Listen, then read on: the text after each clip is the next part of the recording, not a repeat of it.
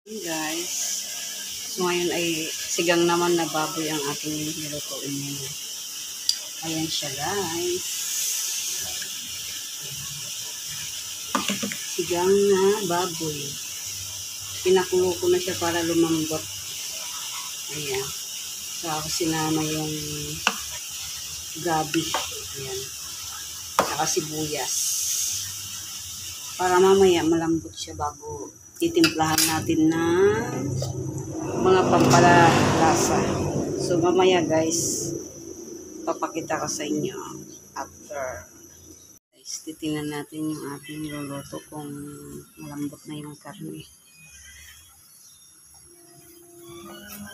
Ayan, titingnan natin kung okay na, malambot na, at ilalagay na natin ang ating mga rekado. Ayan, malambot na siya guys. Lagyan natin itong pangpa-magic daw, pampasarap.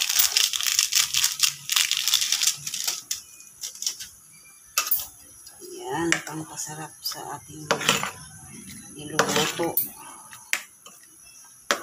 Tapos ilagay na natin yung ating yung ibang sangkap niya nilagay.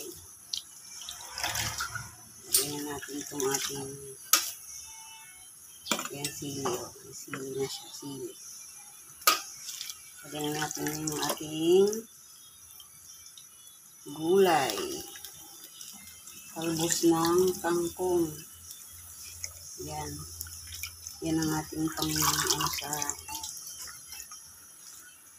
malinis yan guys ha. Ayan o. Malinis. May tubig yan. Inugasan. Yan.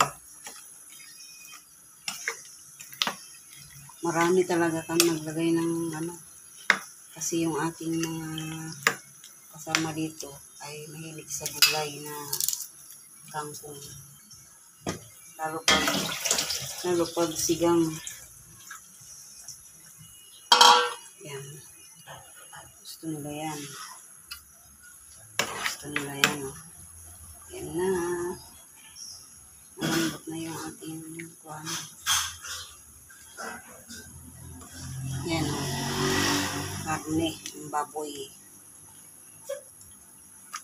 Karne baboy ang ating ulam for today. Karne. Yan na guys. Luto na yan. Puluan lang natin ng konti. So okay na siya. Yan. Kailangan kumulo na yan siya. Takpan muna natin. Ilang minutes lang. Yan. O, diba? Kumukulo na siya. Ayan guys, okay na yan. Ito na yan guys. Kainan na tayo. Ayan na. Ayan na.